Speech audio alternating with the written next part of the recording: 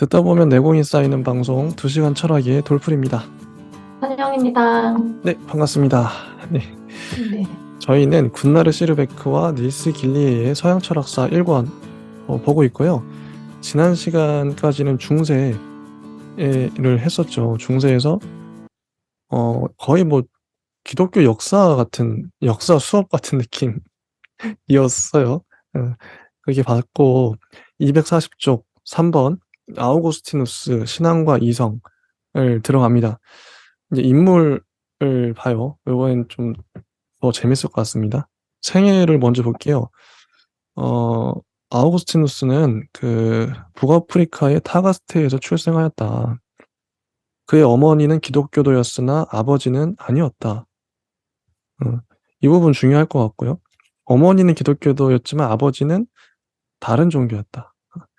청년 시절 그는 카르타고에서 방종한 생활을 하였다. 처음에 그는 당시에 유행하던 종교적 운동의 하나인 마니교에 기울었다.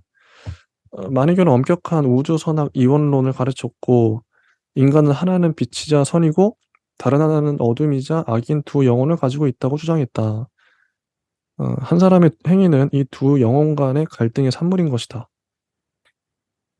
그래서 여기서 이제 자신의 문제에 대한 해답을 얻었다고 하죠. 이 교리가 세상의 악에 대한 설명을 제공했기 때문에 세상에 악이 왜 존재하는가? 이게 아우구스티누스의 화두였던 것 같아요. 마니고 교리는 아우구스티누스를 그가 찾던 도덕적 삶으로 이끌어주지 못했다. 그는 또한 지적으로도 만족하지 못했다. 한데 회의주의에 기울었으나 저희 회의주의 배웠죠. 이건 역시 그로서는 받아들일 수 없었다. 그래서 그는 신플라톤주의로 눈을 돌렸다. 여기서 아우구스티누스는 악의 문제에 대해 만족할 만한 답을 찾았다고 생각했다. 영적인 것이 실제하는 것이라는 신플라톤주의의 견해가 그의 마음에 와닿았다. 그는 플라톤과 플로티노스에게서 지적 평화를 발견했다.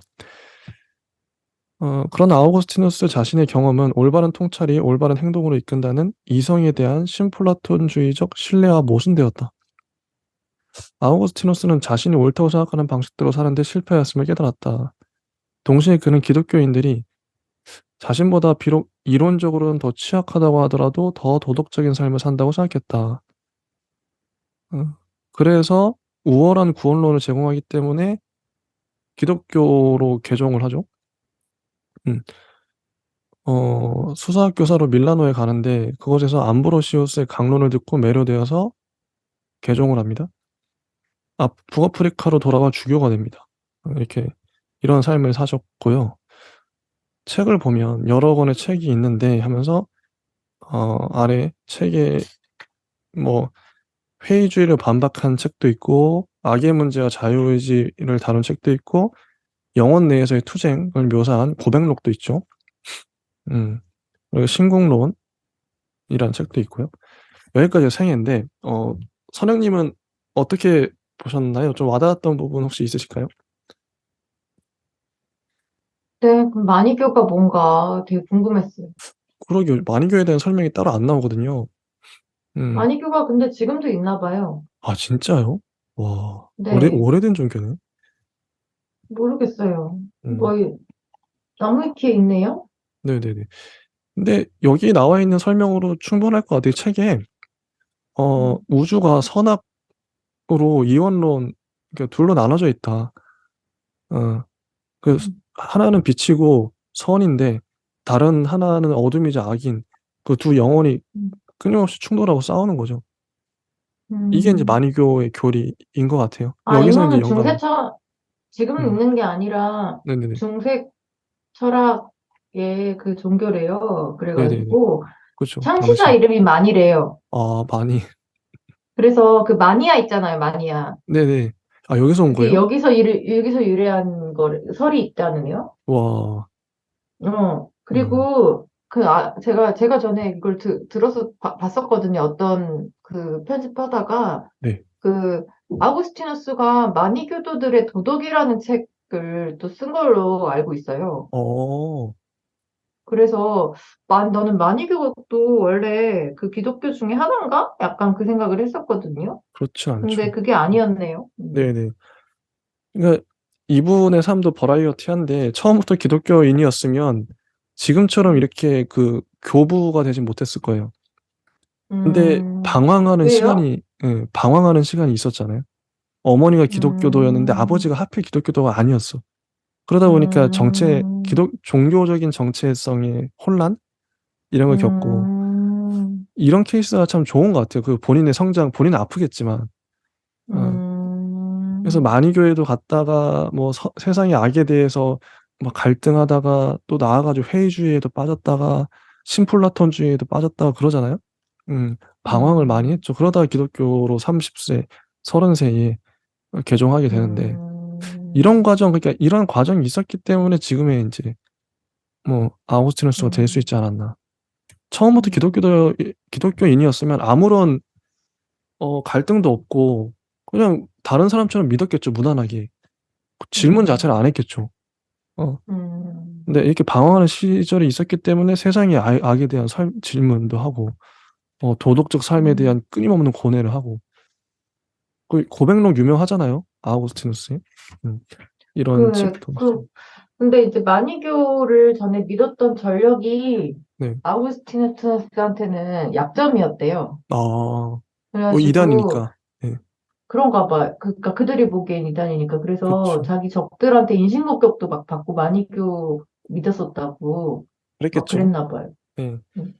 근데 결과적으로는 뭐 본인한테 큰, 그 나중에 이제 마니교도 반박을 하고, 이제 그러잖아요. 음. 본인한테는 도움이 많이 됐다. 이런 전력이. 음. 제가 기독교인인데 제가 만약에 이제 나중에 결혼을 하게 되면 아내가 불교다. 그러면 네. 아이는 엄청난 혼란을. 아니 우리 아빠는 왜요? 기독교도인데 왜 엄마는 불교야? 나는 그럼 어디 가야 돼? 교회 가야 돼? 절에 가야 돼? 이럴 거 아니에요. 아, 근데 음. 이게 음. 저는 종교가 없잖아요. 네네. 종교의 교리적인 사상이라든가 이런 가르침이 일상에도 많이 묻어 있나요? 그건 뭐 케이스 바이 케이스 아닐까요? 사람마다 다를 것 같긴 한데 진짜 철저하게 믿는 사람이라면 또 다르겠죠. 근데 그 음. 자유 글쎄요. 사람마다 다를 것 같아요. 그냥 뭐, 한 주는 엄마 따라고 한 주는 아빠 따라고 이러면 안 되나요? 그래도 되죠. 다 믿어라. 너는 불교 기독교인이야. 음. 근데 그럴 수 있죠. 재밌을 것 같은. 그래서 이게 포용력 결국 그릇의 문제 아닌가 싶기도 해요. 저는 솔직히 불교도 좋거든요. 천주교도 좋고 다 나름의 특색이 있고 다 진리라고 생각을 하는데 아무튼 넘어가겠습니다. 243쪽의 철학과 신학인데요. 여기를 보면 자, 그 로마 제국이죠. 그래서 아우구스티누스가 살았던 시기는 기독교가 지배적인 종교가 되고 로마 제국이 둘로 분할된 이후이자 게르만족의 침공으로 소로마 제국이 붕괴되기 직전이었다. 이런 배경. 로마 제국은 붕괴에 직면했던 반면 교회 제도들은 발전을 이루었다. 이 교회 제도들은 점차 라틴어권과 그리스어권의 문화적 유산을 이어가는 과제를 떠맡았다. 이런 과제가 그리고 기독교 신학자들은 또한 정치 이데올로그가 되었다. 어, 이데올로기에 복무하는 신학자들이 된 거. 아우구스티누스는 고대와 그 뒤를 이은 기독교 시대를 중개한 최초의 위대한 신학자 중 한 사람이었다. 그는 기독교와 신플라톤주의의 종합을 만들어냈다. 보통 이렇게 불려요. 음, 기독교와 신플라톤주의 종합이 아우구스티누스다. 플라톤주의. 그리고 아래쪽에 보시면 아우구스티누스는 회의주의를 반박한 결과 가장 신뢰할 수 있는 지식은 바로 인간의 내적 존재에 대한 지식이라고 주장했다. 음, 인간의 내적 존재에 대한 회의주의를 반박하죠. 그러니까 아우구스티누스는 끊임없이 지금 교회를 지켜야 되는 거예요. 교회가 되게 초기잖아요. 초기니까 공격이 많이 들어올 거 아니에요. 자기 교리도 확립이 안 됐어 아직. 어. 그러니까 로마도 지금 둘로 분할되어 있는 상태고 마니교도들의 공격도 들어오고 회의주의의 공격도 들어오고 다양한 종교들의 공격도 다 교리적으로 막아야 돼. 논쟁에서 이겨야 되는 거예요, 지금 상황이. 그러니까 이렇게 또 위대한 책들을 써낼 수 있었겠죠. 교리적으로. 얼마나 책을 열심히 썼겠어요. 내성, 내성은 감각 경험보다 더 확실한 통찰을 준다. 이런 244쪽에 넘어가면 인간의 내적 존재는 조용한 이성 활동의 영역이라기보다는 상이한 감정과 의지의 다양한 충동이 서로 다투는 전쟁터이다. 이 내적 존재는 비합리적 충동들의 놀이터, 죄악과 제과와 구원에 대한 갈구가 난무하는 놀이터이다.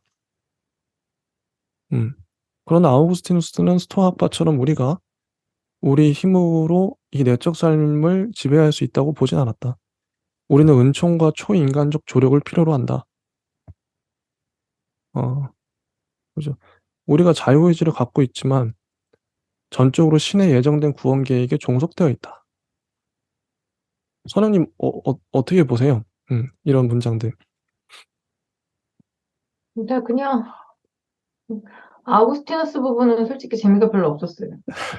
그 똑같은 소리 막 종교 소리 하고 네, 있고. 근데 네네, 이제 제가 궁금해가지고 네, 막 뭐 이것저것 되게 활동 많이 했잖아요. 네, 그래가지고 찾아봤더니 올해도 살았더라고요, 되게. 어, 뭐 75세까지 살았더라고요. 예, 예. 그 시대에 75세까지 살기 쉽지 않잖아요. 그렇죠. 장수하셨다. 네, 그래갖고 엄청 오래 살면서 되게 많은 얘기들을 했고, 썼고, 맞아요, 맞아요. 그랬구나. 열심히 사셨구나. 그 생각을 했어요. 음, 그래서, 이 부분, 그러니까 인간의 내적 존재는, 상이한 감정과 의지의 다양한 충동이 서로 다투는 전쟁터다. 내적 존재는 비합리적 충동들의 놀이터이고, 죄악과 제과와 구원에 대한 갈구가 난무하는 놀이터다. 이 부분 어떻게 그러니까 보시나요? 되게 아고스티누스는 생각이 되게 많았나 봐요. 생각이, 기본적으로 되게 생각이 많은 사람들이 있고 생각이 별로 없는 사람들이 있잖아요. 네, 막 되게 막 머리가 복잡하고 항상 생각을 하고 있는 사람들 있잖아요. 네, 그런 사람이었나 봐요. 그러면 음, 저는 그렇지 않은 사람인 거고. 그래서 참 머리 아팠겠다. 네, 그죠. 항상 이제 변론해야 되고, 자기가 이제 종교를 지켜야 뭐 되니까, 음, 머릿속에서 얼마나 이렇게 오갔으면 이게 이론적으로, 음,理論도 그렇고 뭐 이래저래 생각도 많았겠죠. 네, 음, 스토아파가 되게 명료한데 단순 내면의 평화, 명료한데. 이너피스. 네, 이너피스. 좋습니다. 계속 넘어가 보죠, 한번. 네, 그래서 두 번째 문단. 나아가 아우구스티누스는 대체로 영혼과 육체의 관계에 대한 신플라톤주의적 견해에 동조하였다. 그래서 계속 나와요. 플라톤과 아리스토텔레스는 앞으로도 계속 나올 겁니다.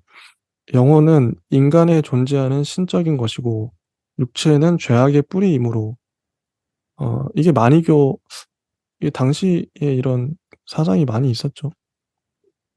플라톤도 이랬던 것 같은데. 우리는 가능한 한 우리 스스로를 육체로부터 해방시키고, 내적 존재인 영혼에 집중함으로써 우주 내 존재의 영적 원천인 신에 다가가야 한다는 것이다. 근데 영혼마저도 직접적으로 죄악에 빠질 수 있다는 원죄 개념이 부과된대요. 이런 거 어떻게 보세요? 육체는 악하고 영혼은 선하다. 이런. 근데 이게 또 좀 엉뚱한 생각일 수도 있는데 네, 옛날에는 시도시설도 잘 안 돼 있어갖고 좀 더러웠잖아요. 더러웠죠. 위생개념이나 몸 자체가 더럽구나. 네, 몸 자체도 더럽고 위생관념도 별로 없고 막 이러니까 냄새 나고. 좀 그런 생각도 좀 할 수 있지 않을까요? 근데, 아니, 근데, 선영님의 어떻게 보면 과학적인 접근법. 이게 되게, 이게 과학적이 아니라 그냥 아니, 아니, 아니, 근데, 쓸데없는 말 씨부리는 건데. 아니, 되게 설득력이 있어. 근데, 아니, 딱 직관적으로 와닿아요. 아니 아니, 근데 그 생각 전혀 안 해봤, 저는 솔직히, 인간 저희가, 육체는 예, 죄악이다. 저희가, 지금 이제 지니님 있잖아요, 심화반에. 지니님하고 이거를 1년 넘게 히르시베르거 책을 읽었거든요. 이 얘기를 얼마나 많이 아, 했겠어요. 영혼은 아, 그래요? 선하고 육체는 근데 이게 저희는 관념적으로 그럼 영혼이 관념적으로 이게 왜 이렇게 설정했을까 이런 좀 이게 학자적인 예, 털어냈는데 당시 음. 더러웠으니까 이게 위생적으로 이 얘기를 안 했어요. 육체는 더럽고, 안 해서 이 얘기 전혀 안 물도, 했어요. 수도시설도 부족하니까 빨래도 제대로 못했을 거고, 그렇잖아요. 아니 그러니까 근데 이제 너무 설득력 있어. 당연히, 이래서 이래서 저희한테 선생님이 필요합니다. 뭘요? 이런 얘기를 그동안 저희는 한 번도 안 했었어요. 아 근데 음. 진짜 설득력 있네요. 왜 이 생각을 네? 못 했지? 진짜 왜 이 생각을 못 했지? 뭐, 음. 만족스럽다고 하시니, 아니 기분이 근데 좋네요. 맞는 말 같아요. 음. 당신 더러웠으니까 육체가 더럽지. 진짜 수도시설이 제대로 안 돼 있었어요, 그때는. 당연하죠. 지금은 다 샤워하지만 빨래도 제대로 못하고, 그래서 몸이 더럽고 육체가 더럽고 영혼은 깨끗하다고 한 게 그래서 그리고 그런 거야. 왜 그 지금의 보건 개념들 있잖아요. 위생 개념들이나 이런 것들은 그 뭐 그러니까 잘 씻을 수 있고 이런 것도 어떻게 네. 보면은 약간 상위 계층의 특권이었잖아요. 네네네. 그러니까 뭐 맞네. 근데 저는 어떤 생각이 드냐면 오히려 인제 공부 많이 한 학자들이 막 관념적으로 이런 거 이런 문장 보면 막 관념적으로 막 인제 해석하고 막 그럴 우려가 높잖아요 솔직히. 음. 근데 일반인들 인제 선생님이나 저 같은 일반인들이 '야 그때 더러워서 그런 거지.' 뭐 이런 이거를 생각을 그러니까 학자들은 이걸 생각을 못 하는 거야. 제가 어디서도 선생님이 한 말을 본 적이 없어요 이 네? 문장에 대해서. 학자들이 생각을 못 한 거야. 예. 정말 설득력 누군가 했을 있습니다. 거예요. 누군가 했을 거. 못 봤어요 근데 못 봤어. 이거에 대한 해석을 못 봤어. 그런 해석을. 너무 창의적인 해석 좋습니다. 음. 그리고 다음 문단. 아우구스티누스는 신과 악마의 투쟁을 각 사람의 내부 투쟁으로 해석했던 것처럼 똑같은 투쟁을 역사적 차원에서는 하나님의 나라와 지상의 나라 간의 대립에서 찾았다. 마치 각각의 개인의 삶이 구원과 제약 간의 투쟁인 것처럼 역사도 선한 국가와 악한 국가 간의 투쟁이다. 이렇게 본 거죠. 역사 자체를. 245쪽에 넘어가면요. 위에서 네 번째 줄. 기독교인들은 로마 제국의 멸망을 초래한 원인으로 비난받았고 아우구스티누스는 이러한 비난을 반박해야 했던 것이다. 이런 상황에 처했어요. 야, 로마가 망한 거 기독교 때문 아니냐? 그럼 아우구스티누스는 이걸 반박을 해야겠죠. 그거 아니다. 이런 상황이었다고 합니다. 어, 어, 그래서 아우구스티누스는 아마도 교회가 하나님의 나라를 그리고 로마 제국이 지상의 나라를 상징한다고 생각했을 수 있다. 아우구스티누스는 지상의 나라를 우연적이고 불필요한 것으로 보진 않았다. 오히려 그와는 반대로 인간은 본성이 타락했기 때문에 여기 나오죠. 아담과 이브의 원죄 때문에 인간의 악을 다스리려면 강한 지상의 나라가 필요하다고 보았다. 그래서 지상의 나라는 성과 악의 역사적 투쟁이 지속되는 한 아담과 이브의 원죄로부터 최후의 심판의 날까지는 꼭 있어야 할 필요악이다. 필요악이래요. 지상의 나라가. 그리고 아래 보면 아래쪽 문단 아우구스티누스는 정치와 도덕, 종교 사이를 군주와 사제 사이를 뚜렷하게 구분하지 않았다. 정치가 직접적으로 도덕적 기능을 가졌던 것이다. 정치는 도덕적 악을 통제하는 권위주의적 수단이다. 정치는 이렇게 설정한 거죠. 도덕적 악을 통제하는 권위주의적 수단. 맨 아랫줄에 죄악이 세상에 출현하기 이전에 인간은 평등하였다. 그리고 아우구스티누스는 그때 인간은 본성상 사회적 존재였다고 상정한다. 그러나 죄악의 출현과 더불어 조직화된 국가가 강제력과 지배자와 피지배자 간의 명확한 권력 관계를 갖춘 국가가 필요하게 되었다. 하지만 죄악이 없다 하더라도 사회에 일정한 정도의 질서는 필요할 것이고 그래서 정부가 필요한 거죠. 음.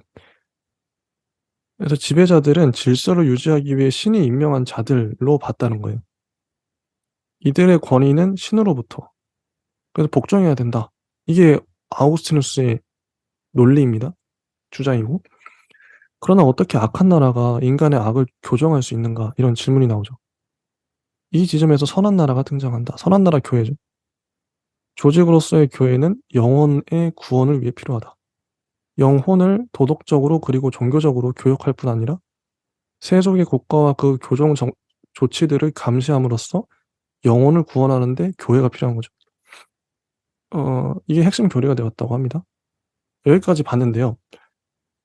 아, 그 두 나라가 있죠. 악한 나라와 선한 국가 간의 투쟁, 영원한 투쟁인데 이 당연히 선한 국가는 교회고 악한 나라는 지상이 뭐 로마 그 여러 나라들 국가들인데 필요 악으로 보고 어, 이런 이분법이랄까? 선한 나라, 악한 나라 요거 어떻게 보세요? 음. 되게 정치를 잘한 거 아니에요? 그런가요? 오.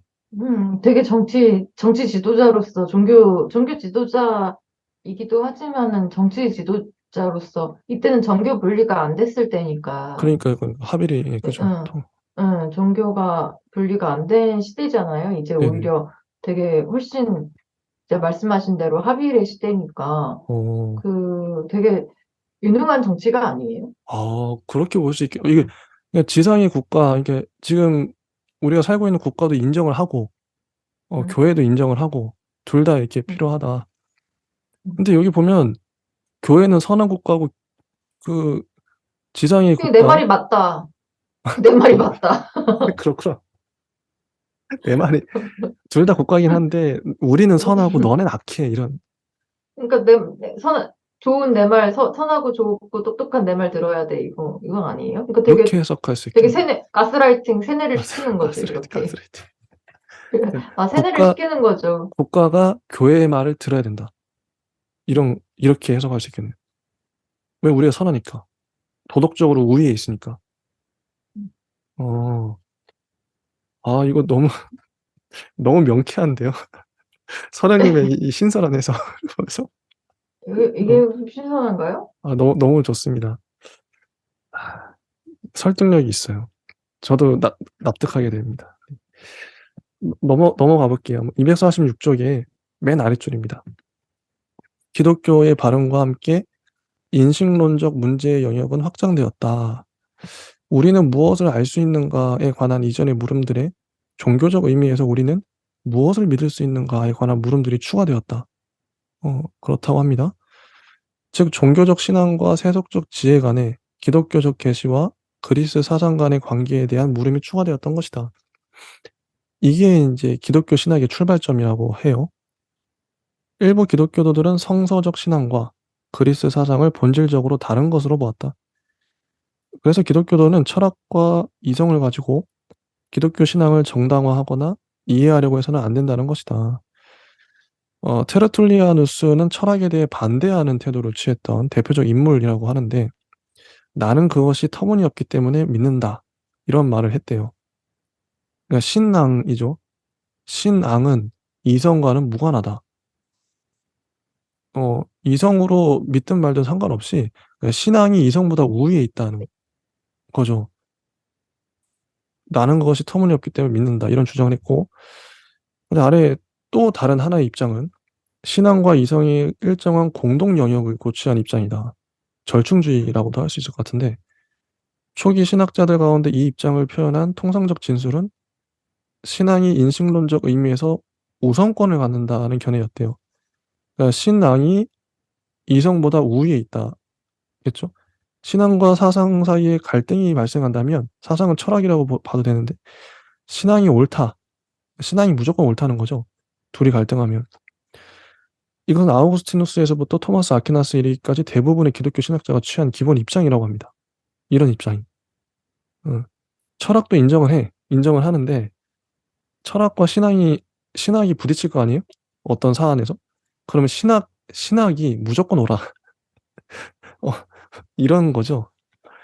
이 두 번째 입장 내에서 무엇을 강조하냐에 따라 견해차가 있을 수 있다. 이런 말이 있습니다. 아래 보시면 나는 이해하기 위해서 믿는다. 이해하기 위해서 믿는다. 이 말은 계시와 신앙이 없다면 사람들은 인생의 본질적 측면을 결코 보지 못할 것이라는 뜻이다.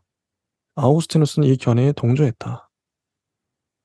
다른 또 하나의 견해는 신앙이 우선권을 갖긴 하지만 그것은 오직 가장 최근에 받아들인 기독교적 계시들과 관련해서만 그렇다는 입장이다. 그리고 대부분 신앙과 이성은 독립적이며 동등한 위상을 갖는다. 그것들에는 각기 고유한 측면도 있고 공통되는 측면도 있고 이 공통 영역에서는 신앙과 이성이 조화를 이룬다. 이렇게 봤는데요. 자, 두 가지 표어가 나오죠. 나는 그것이 터무니없기 때문에 믿는다. 그리고 나는 이해하기 위해서 믿는다. 이게 나오는데, 선생님은 어떻게 보셨나요? 그냥 뭐 여러 사람들이 있었구나. 네, 이때도 뭐 이 사람 있고 저 사람 있고 뭐 그랬던 거죠. 음, 네. 근데 이 두 표, 어떤 게 음. 더 좀 낫다고 보십니까? 위의 표 그냥 같은 경우엔, 네, 이제 뭐 철학 자체에 대해서 반대를 하는 거잖아요. 맞아요. 나는 그것이 터무니없기 때문에 믿는다. 응, 근데 이제 아래는 뭐 철학이는 인정은 하는데 응, 어쨌든 신앙이 더 위에 있다 이러는 맞아요. 거잖아요. 맞아요. 맞아요. 둘 다 개변 아니에요? 아, 저는 아래쪽, 아, 맞네. 아래쪽은 개변이죠. 아, 둘 네. 다 개변, 둘 다 개변이잖아요. 음, 어떻게 보면. 음, 그러니까 좀, 좀 더 나은 건 아래쪽이 좀 더 낫긴 한데, 철학을 그나마 인정을 하니까, 철학을 아예 반대하는 건 아니지만, 음. 근데 신앙을 위에 놓으니까, 근데 뭐 오히려 뭐 깔보는 거잖아요. 그쵸. 깔보는 거죠, 이거는. 신앙이 그게 더 무조건 오만할 우위야. 수도 있죠. 오만, 예를 들어서 뭐, 지금 종교도 다른 종교, 이거 지금 이제 이때는 유일신적인 거니까 맞아, 그렇다 유일신. 치지만, 뭐, 다른, 뭐, 석가모니든 아니면 다른 불교라는 종교 자체가 위의 논리로 하면은 아예 있을 수 없는 거고, 아래는 불교도 있지만, 그래도 내 종교가 위야라고 얘기를 음, 하는 거잖아요. 맞아요, 맞아요. 그런 거죠. 음, 음, 뭐, 천주교도 마찬가지인 거고, 음, 그러니까 천주교, 개신교에 비교하면 천주교도 그렇게 되는 거고, 천주교 자체를 인정하지 않거나 아니면은 맞아, 맞아. 천주교를 아래로 보든가. 근데 둘 다 좀 저는 이상하지 그래서, 않나요? 그래서 이게 첫 번째 입장 같은 경우는 개신교 입장을 대변한다고 생각하고, 철학 자체를 아예 그냥 자기 외에는 다 반대하는 거예요. 내가 옳아, 절대적으로. 오로지 신앙 아까 했던. 그 입장이, 근데 나는 그것이 이단 터무니없기 때문에. 종교, 위에는 이단 종교고 아래는 보편적인 개신교 아닌가요? 보편적 개신교로 볼 수도 있겠네요.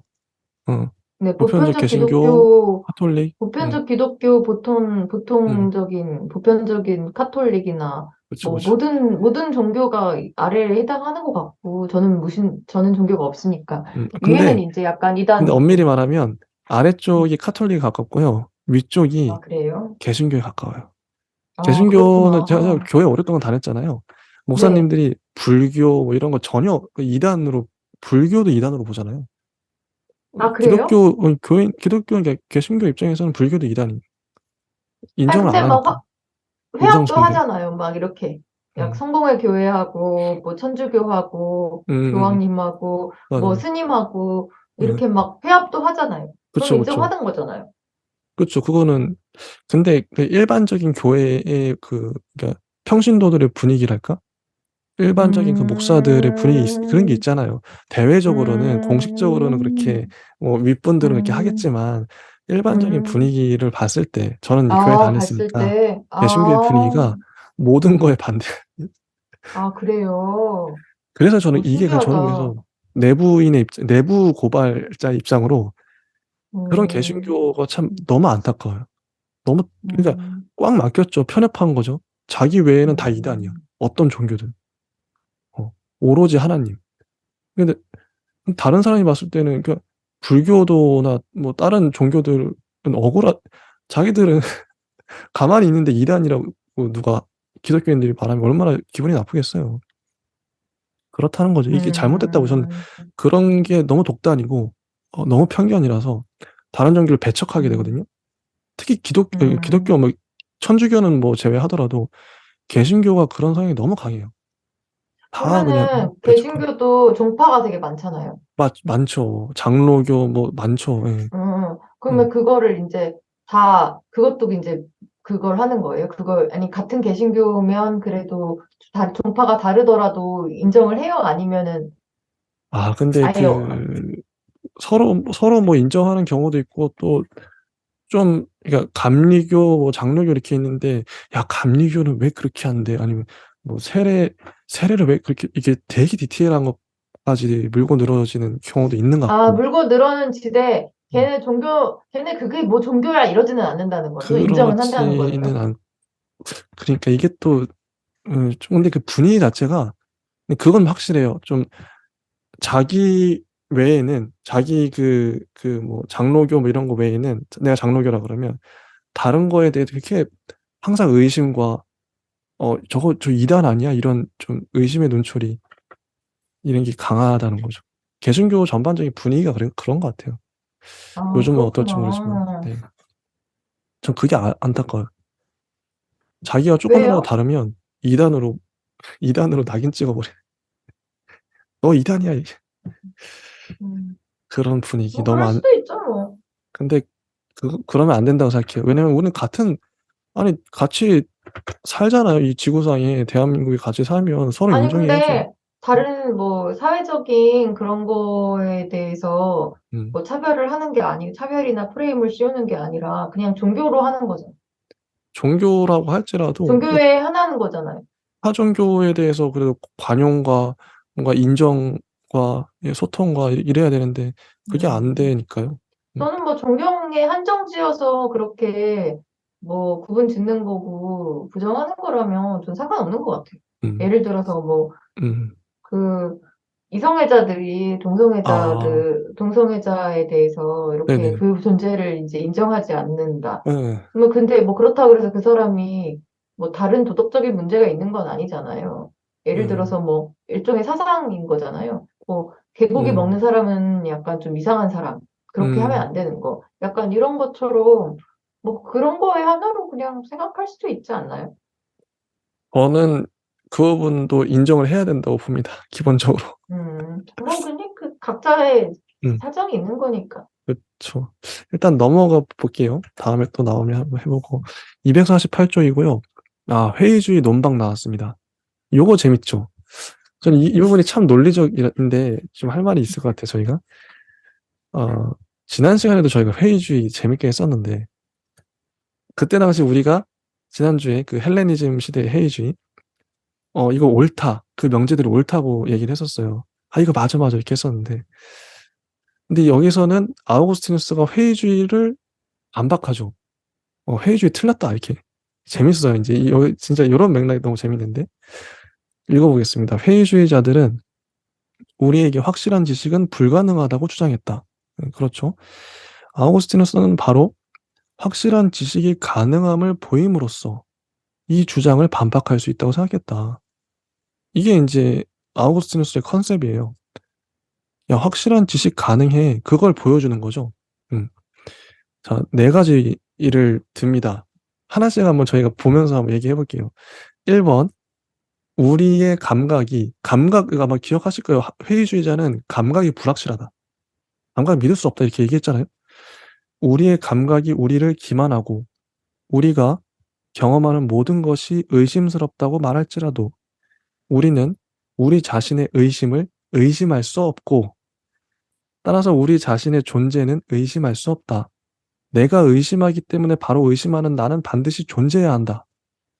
그리하여 우리는 논박이 불가능하고 모든 의심의 가능성을 넘어서는 하나의 진리, 즉 의심하는 사람은 존재한다는 하나의 진리를 갖는다. 이로써 이 영역에 확실한 지식이 존재한다는 것이 증명되었다. 확실한 지식이 가능함을 증명함으로써 회의주의도 논박되었다. 아, 또 아래쪽에 보시면 자아에 대한 주체의 직접적 확실한 지식의 토대로 보는 것은 아우구스티누스 사상의 근대적 특징이다. 이건 나중에 데카르트가 코기토 에르고 숨이란 나는 생각한다 고로 존재한다는 말을 하는데 이거의 원조인 거예요. 아우구스티누스가. 요 논증. 전 이게 너무 감동적. 이거는 음. 누구도 의심할 수 없다. 내가 의심한다는 건 내가 알잖아요. 나 의심한다는 건 분명해. 그럼 내가 존재하지. 이거는 누구도 반박할 수 없는 사실 아닌가. 어, 이 논증이 너무 좋거든요. 선생님 어떻게 보세요? 음. 네, 저도 매력적이라고 생각해요. 전적으로 동의하십니까? 또, 네, 대부분, 네. 여지를, 여지를 네. 의심하는 나는 의심할 수 없다. 이러는 거잖아요. 아, 너무 멋진 그 논쟁이라 생각하고 2번 넘어가겠습니다. 우리가 의심을 최대한 확장하면 우리는 나는 존재한다라는 통찰만이 아니라 요건 1번에서 했었죠. 내가 의심하는 하기 때문에 나는 존재해. 응. 근데 그러니까 나는 존재하잖아요, 지금. 존재하는 건 입증이 됐어. 그러면 이 존재하는 내가 나는 원한다, 나는 생각한다, 나는 느낀다, 나는 안다. 이런 통찰도 가질 수 있겠죠. 이런 논리. 우리는 인식하는 존재로서의 우리에 대한 몇 가지 의심할 수 없는 인식을 갖는 것이다. 인식하는 자아가 자기 자신의 정신적 상태를 의식하고 있다고 주장한다면 이 주장은 확실한 통찰이다. 내가 원하고, 내가 사랑하고, 내가 의심하고, 내가 이 모든 것에 대해 안다면 나는 내가 확실한 지식을 가지고 있다고 완전히 확실하게 주장할 수 있다. 그래하여 아우구스티누스는 우리의 내적 상태에 대한 통찰을 가지고 회의주의를 논박할 수 있다고 생각했다. 외부의 사물과 사건에 대한 감각 경험과는 반대로 내성, 아까 내성 나왔죠. 내성은 우리를 확실한 지식으로 이끈다. 어. 자, 이 두 번째 논증 어떻게 보십니까? 이렇게 이제 하나씩 이제 논증을 하고 있어요. 음, 음. 동의하시나요? 그러니까 외부의 사물과 사건에 대한 감각 배움과는 반대로 내성이라는 게 네네. 그 일종의 내공을 얘기하나요? 아, 이 내성이라는 단어가 좀 애매한데 이게 내성이 이제 감각적 경험의 축적을 얘기하는 건가요? 어 내성은 그 안에서 일어나는 일 아닐까요? 지금 위에 예로 들었던 거 나는 원한다, 나는 생각한다, 나는 느낀다, 나는 안다 이게 그냥 머릿속에서 어떻게 보면 마음속에서 우리 안에서 일어나는 일들, 생각들과 어떤 마음들이잖아요. 이 모든 걸 내성이라고 하는 게 아닌가 싶은 이것도 저의 추측입니다만. 음. 네. 그 음. 어떻게 보세요? 그러니까 뭐 나를 대해서 더 많이 들여다보고 음. 잘 살펴보고 잘 아는 것이 이게 내성이라고 표현을 하는 것 같고 이게 이제 어, 축적이 되면 네. 그럼 나를. 이제 그러니까 그게 확실한 지식으로 이끈다는 게 맞는 것 같아요. 어, 음, 좋습니다. 2번까지 저희가 인정을 했어요. 어, 250쪽에 보시면 2번에 대한 또 반론이 나오는데, 어, 중간에 보면 이런 거예요. 야, 기억에는 오류가 있지 않냐. 이건 저자의 반론입니다. 너의 내성이라는 그 기억. 오류가 있을 수 있지. 그리고 언어적 표현도 신뢰해야 하는데 그 언어적 표현도 오류가 있지 않냐? 요런 내성을 믿을 수 있는가에 대한 이런 반론을 저자가 제기하죠. 네. 그리고 이제 3번 넘어가겠습니다. 아우구스티누스가 확실한 지식을 발견함으로써 회의주의를 논박할 수 있었다고 생각했던 세 번째 영역은 수학이다. 예를 들어 3 더하기 3은 6이라는 진술이 확실한 지식임을 인정한다. 수학은 의심할 수 없는 진리들을 나타낸다. 수학은 우리가 우리의 기만적인 감각을 통해 인식하는 것과는 반대로 필연적이고 불변적인 진리들이다.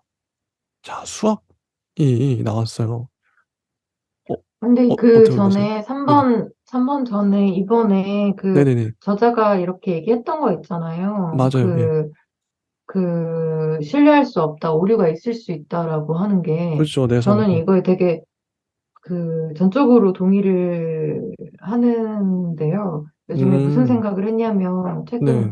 한 1년 사이에 무슨 생각을 했냐면, 이제 뭐 그것이 알고 싶다나 다른 프로그램들에서 최면 치료 같은 거 되게 최면요법 같은 거 많이 하잖아요. 예, 예. 최면해서 이제 뭐 숫자를 알아낸다거나, 못 봤던 사람의 얼굴을, 내가 인식하지 못했던 사람의 얼굴을 몽타주를 그린다거나 이런 거 있잖아요. 네네. 그 원리에 대해서 되게 고민을 많이 했어요. 오, 그러니까 그게 어떻게 그럴까? 그게 객관적일까? 이런 생각을 많이 했는데, 음, 뭐 누구나 다 어떤 기억에 확증이 없잖아요. 음, 그러니까 오류가 다 있을 수밖에 없고, 내가 이제 이 사람을 보지 않았어요, 예를 들어서. 근데 이 음. 사람이 이렇게 생겼을 거라는 내성이 생기잖아요, 약간. 그러니까 네네. 이 사람, 예를 들어서, 음, 이게 이미지라고 해야 되나요? 네. 그런 것이 이 사람은 이 목소리는 이렇게 생겼을 것이다. 뭐 이런 행동을 할 것이다라고 우리가 그 내성을 통해서 감각적 경험의 축적이라든가 이런 내성을 통해서 어떤 생각을 무의식 중에 이제 하고 있다고 생각해요.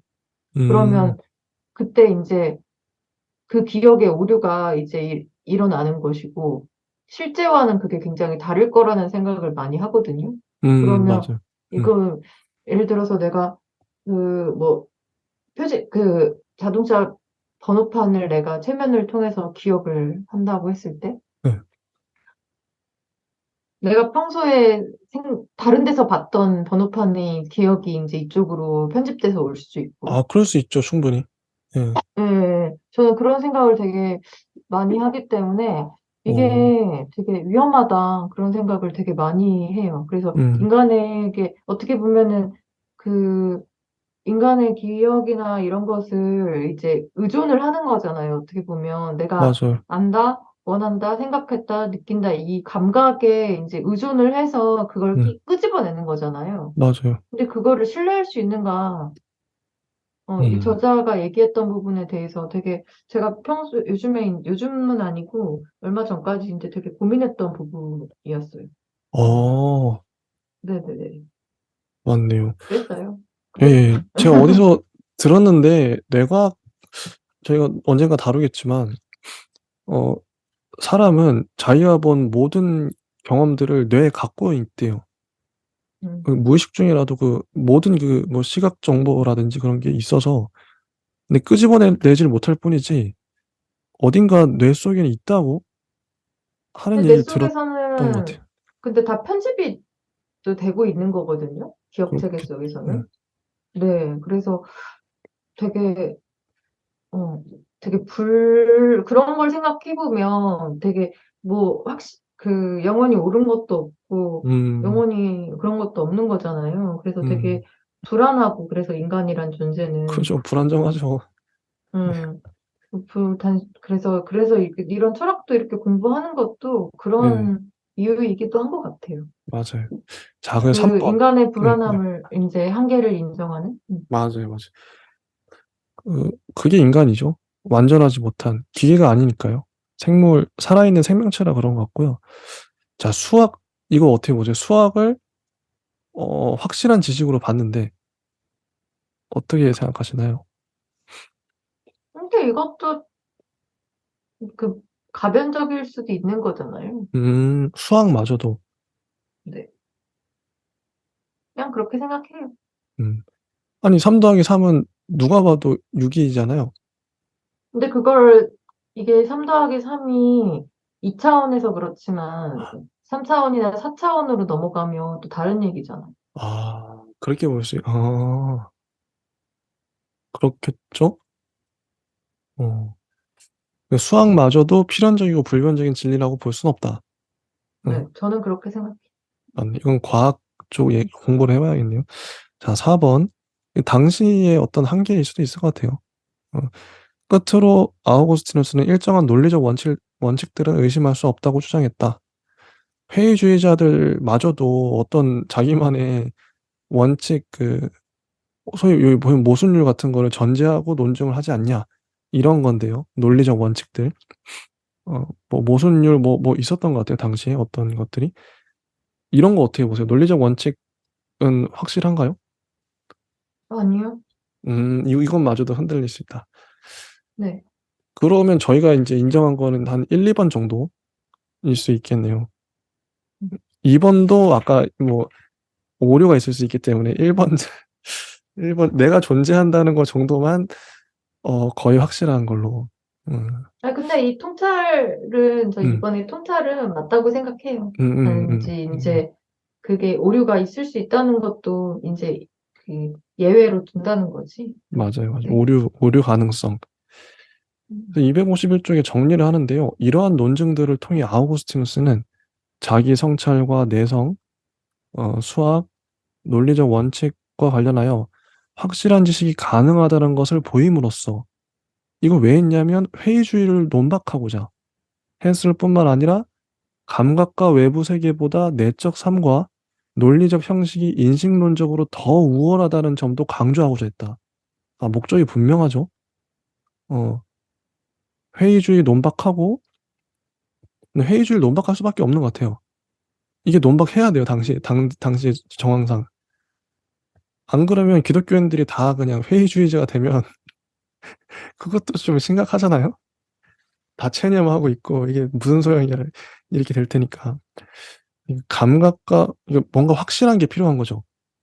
그들을 붙들어줄 어떤 확실한 진리. 회의주의 논박하고, 감각과 외부 세계보다 내적 삶, 논리적 형식이 더 우월해. 어, 요걸 주장했던. 이것은 아우구스티누스 철학이 갖는 하나의 기본 특징을 형성하는데 바로 신플라톤주의 사상과의 밀접한 관계다.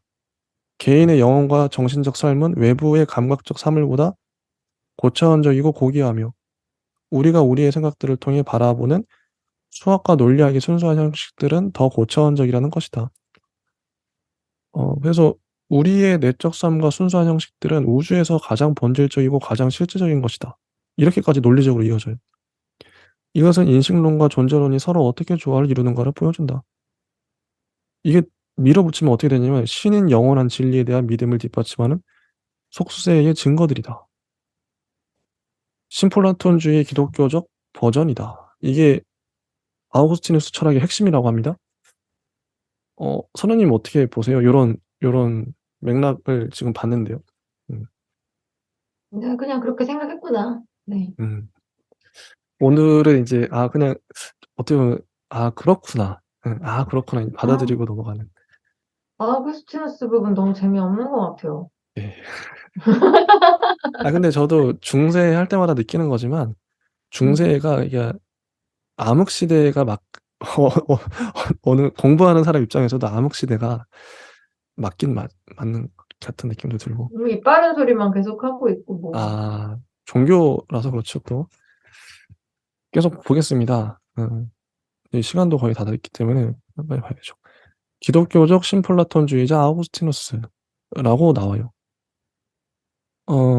그래서 뭐 신플라톤주의에 대한 설명이 첫 번째 문단에 나오고요. 이거는 저희가 아니까 유출. 아우구스티누스는 신플라톤주의와 기독교 신앙의 종합을 시도했다. 음, 그죠? 뭐 아래도 최상의 견지에서 신앙은 세속적 지혜보다 인식적으로 우위를 차지하며 동시에 세속적 지혜를 밝혀준다. 아까도 이거 나왔었죠. 어, 넘어가고 253쪽이 살아있는 인격 신에 대해서, 그러니까 신플라톤주의의 그 아까 태양의 비유, 근데 그건 비인격적인 존재였어요. 근데 여기선 그게 신으로 대체되죠. 인격 신으로. 태양의 중심에 있는 인격적 의지의 표현이다. 의지라는 우주의 원천은 본질적으로 의지다. 어, 무로부터 우주를 창조했다고 하는 유대교적이고 기독교적인 창조 개념을 만난다. 음, 의지라는 말을 자주 합니다. 그리고 모든 것은 동급이 아니고 창조주와 피조물로 서로 분리되어 있다. 범신론은 배제된다. 범신론 배제하는 것도 중요해요, 나름. 이 맥락이. 왜냐면 만물이 신이 돼버리면 또 기독교적 교리로 또 안 되는 거죠. 그렇기 때문에. 음. 어, 그 254쪽에 보면 신은 결코 세계와 하나가 될 수 없다라는 말도 나오고요. 음. 그리고 첫 번째 문단 아래쪽에 보시면 아우구스티누스에게 도덕적 악은 존재의 결여가 아니라 주로 의지의 오용이다. 어, 신플라톤주의 사상에 발맞춰 형이상학적 악을 존재의 결여로 이해하려고 시도했다. 음. 그리고 창조, 인격, 의지, 사랑, 죄, 구원 같은 개념들이 기본적인 형이상학적 개념으로 부상했다고 합니다. 신과 인간의 관계가 또 중요하고 자연보다 기독교와 더불어 인간은 우주의 중심으로 진입을 해요. 음. 자, 여기까지 봤는데 혹시 뭐 어떤 할 말이 있으실까요? 이 부분 아니요. 아니요. 넘어가겠습니다. 이거는 네. 읽으면 그냥 그렇구나 이해되는 부분인 거죠. 네네네. 아, 지식과 의지인데요. 255쪽. 의지는 아우구스티누스 철학에서 중요한 역할을 한다고 합니다. 의지. 의지가 이성보다 우선한다. 음. 의지를 강조하고 감정을 강조하는 것은 그가 지성주의적 신앙관과 반대되는 실존주의적 신앙관이라고 부를 수 있는 입장이라고 합니다. 믿는다는 것에 대한 얘기가 나오는데, 믿는다는 건 열정적으로 격렬하게 어떤 것이 참이라고 주장하는 것. 그래서 의지인 거죠. 의지를 강조다.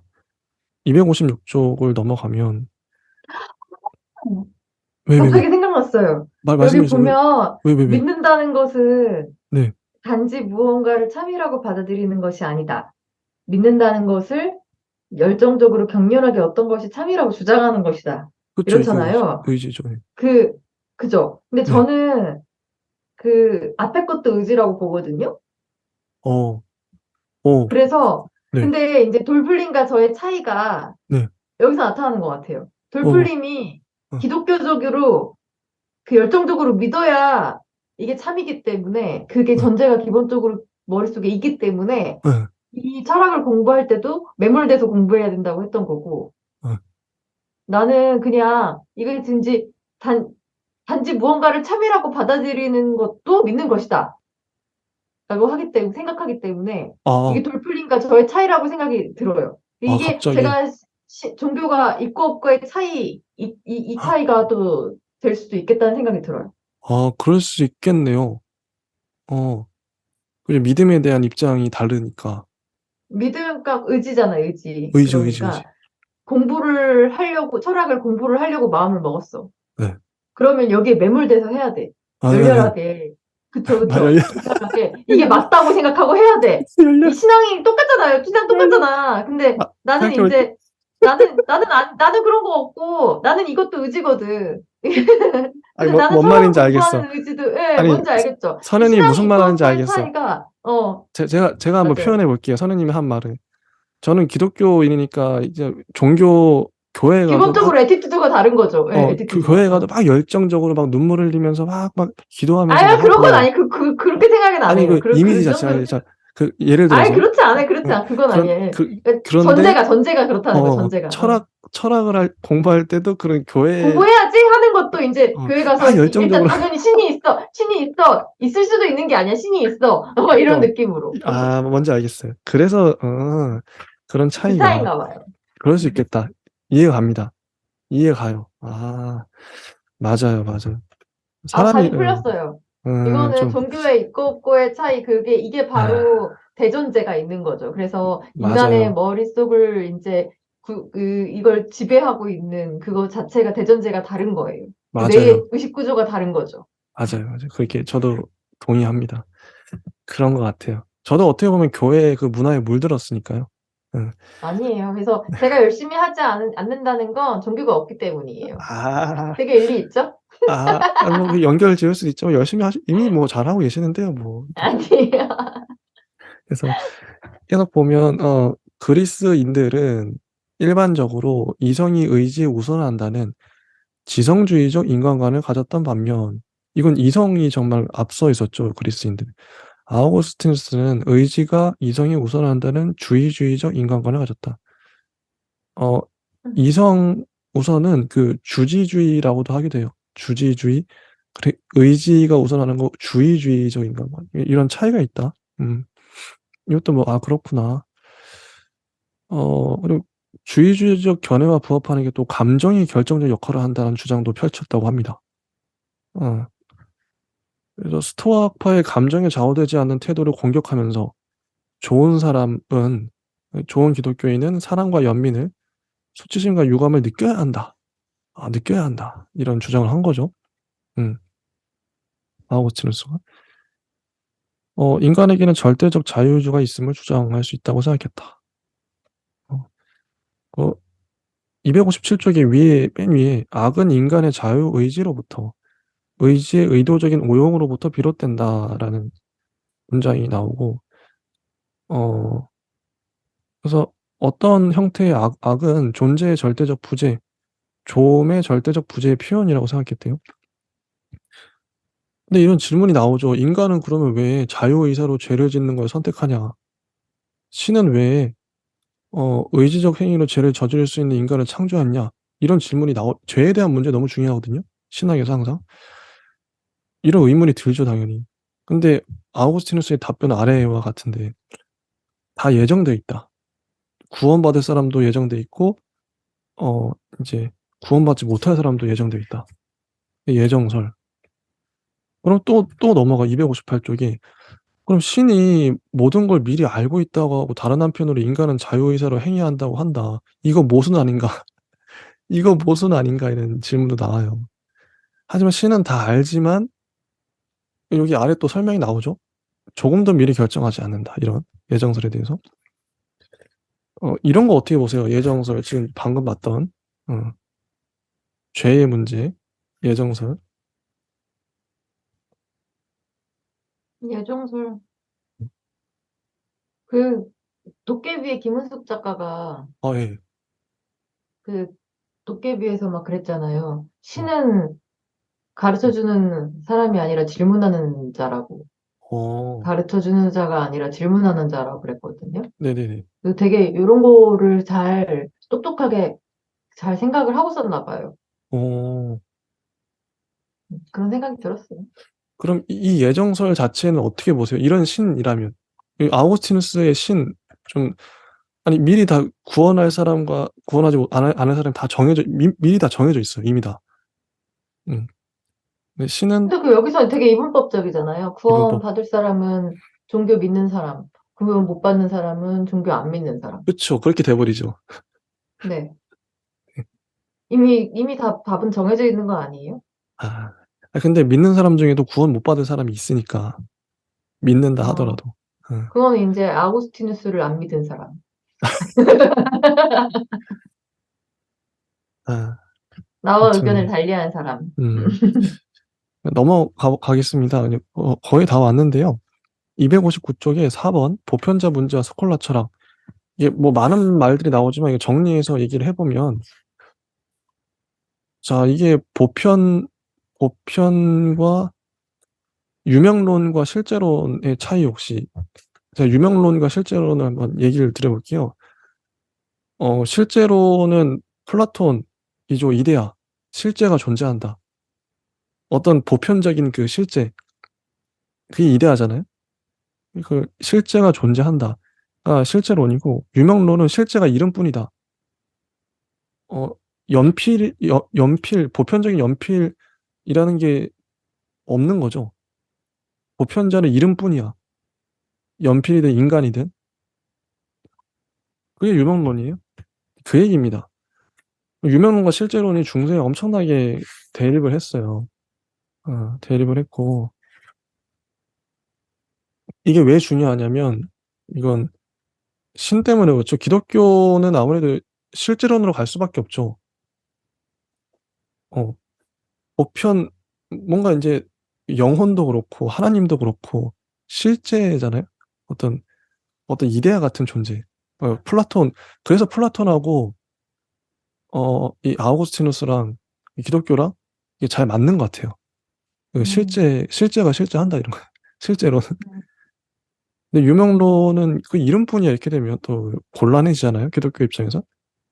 이건 뭐 저의 해석입니다만. 음, 그래서 음, 이렇게 논쟁을 붙었던 것 같은데, 그런 얘기들이 나오고요. 음. 이건 뭐 다음에도 또 나올 겁니다. 다른 책에도. 어, 이거 한번 읽어볼게요. 264쪽. 1, 2, 3번 나오는데요. 초기 스콜라 철학은 통상 서기 400년경 아우구스티누스로부터 대략 1200년까지의 시기를 말한다. 여러 면에서 이 시기는 아우구스티누스의 사상과 그에게 영향을 끼친 신플라톤주의에 의해 특징 지어진다. 근데 이 시기에 유명한 인물로 이렇게 나오죠. 넘어가고 2번 중기 스콜라 철학 이렇게 나오는데 장대한 체계와 종합의 시대다. 이때 토마스 아퀴나스 나옵니다. 이 토마스 아퀴나스는 아리스토텔레스의 영향을 받았어요. 그리고 3번 후기 스콜라 철학. 이때 이제 뭐 영국의 뭐 오컴의 윌리엄 유명론을 말하죠.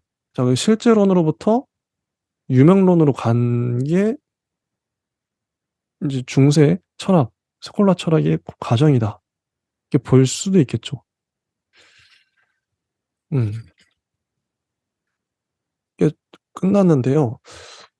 일단 유명론 실제로는 혹시 뭐 관련해서 뭐 질문이나 좀 뭐 어떻게 보셨는지 궁금합니다. 네. 이해가 되시나요? 이 부분, 이 파트? 네, 그래서 유명론이 어떻게 보면은 되게 이제 관념적이잖아요. 네. 그래서 이제 이게 정신분석에서 게슈탈트 이론의 어, 그, 그 밑바탕이 됐나 좀 궁금해요. 이게 오, 조금, 네네. 그럴 수도 있겠네. 게슈탈트 자체가 이제 그 관념적인 것, 그게 이제 붕괴가 됐다는 거잖아요. 이게, 어, 네네. 그래서, 네, 그 유명론이랑 조금 비슷하지 않나? 이 생각도 들고. 근데 이게 확실한지 모르겠, 그냥 제 궁금해졌어요. 음, 그리고 또 중간에 나왔던 거, 263쪽 같은 경우, 두 번째 문단. 이게, 한번 읽어볼게요. 두 번째 줄. 중세의 혹자는 보편자는 이 세 가지 관점 나오죠. 보편자는 자신의 생각에 따라 대상들을 창조한 신의 관점에서 보았을 때 대상들보다 앞서 존재한다고 주장했다. 또 존재하는 대상들로부터 보았을 때 보편자는 대상들 안에 존재한다. 그리고 동시에 보편자는 대상들보다 뒤에 존재하는데 이것은 인간의 인식으로부터 보았을 때 그렇다. 요거 이해 가세요? 아니요. 아, 요것도 설명이 필요한데. 그래서 좀 뭔가 복잡하죠. 대상보다 앞서, 대상 안에, 뭐 대상 뒤에 뭐 보편자가 존재한다 이렇게 막 하잖아요. 이게 설명이 필요한데. 이게 신이 걔에게 이제 앞에부터 한번 설명해 볼게요. 간단하게 신이 태초에 이 세계를 만들었잖아요. 그럼 만들기 전에 신의 머릿속에 세 개의 상이 있어야 될 거 아니에요. 그러니까 이데아 같은. 네, 사람을 만들려면 사람의 형상이 머릿속에 있어야 될 거 아니에요. 그 네. 얘기예요. 그 얘기. 음, 신의 음, 입장에서 봤을 땐 당연히 사물보다 사물보다 먼저 보편자가 있어야 될 거 아니야. 이게 이해 가죠? 음, 대상보다 앞서서 보편자가 있어야 돼요. 신의 관점에선. 이건 이해됐죠? 두 번째, 네. 보편자는 대상들 안에 존재한다. 이건 대상 관점으로 음, 봤을 때 음, 존재하는 대상들로부터 보았을 때 보편자는 대상들 안에 존재해야 돼요. 이건 음, 아리스토텔레스를 떠올리면 될 것 같은데 아리스토텔레스는 형상과 뭐였지? 형상과 진료가 이게 붙어 같이 있잖아요. 음, 응, 그 얘기. 대상 음, 대상 입장에서는 대상 이게 대상 입장에서는 대상들 안에 보편자가 이미 존재해야 음, 동시에 존재하는 거죠. 이게 동시적. 이게 앞서도 음, 아니고 뒤도 아니고 대상 안에 형상과 진료가 붙어 있잖아요. 음, 그 아리스토텔레스 입장. 앞에는 플라톤 입장이었죠. 플라톤, 네. 아리스토텔레스, 그다음에 마지막 보편자는 대상 뒤에 이거 유명론의 입장입니다. 어떻게 보면 음, 그러니까 보편자는 인간 입장에서 봤을 땐 야, 내가 관찰해 보니까 이제 이것도 말이고 저것도 말인데 다 합쳐 보니까 이 귀납적으로 봤을 때 저건 말이라고 부를 수 있을 것 같아요. 저런 유형의 음, 존재를. 그럼 보편자는 대상 음, 뒤에 있죠. 음, 그래서 이렇게 나와요. 요게 이제 음, 종합적인 관점인데 토마스 아퀴나스가 이런 얘기를 합니다. 또 나오겠지만 음. 재밌죠? 어떠- 이런 거 어떻게 보세요? 네, 머리 아파요. 머리 아파요? 네. 그러니까 이런 게 이제 중세 철학자들이 이런 걸 갖고 막 논쟁을 하고 야, 그럼 보편자가 뒤에 존재하냐 앞에 존재하냐 이런 논쟁. 유명한 거 있잖아요. 음, 그 바늘 위에 천사가 몇 명 올라갈 수 있을 것 같은 이런 거 논쟁을 했대요. 음. 중세에 아우, 진짜, 쓸데 진짜 다, 진짜 쓰잘데기 없이 정말. 그런 걸 논쟁을 했대 실제로. 그게 뭐 중요했나 보죠 당시엔. 네, 그렇습니다. 그러니까요. 네.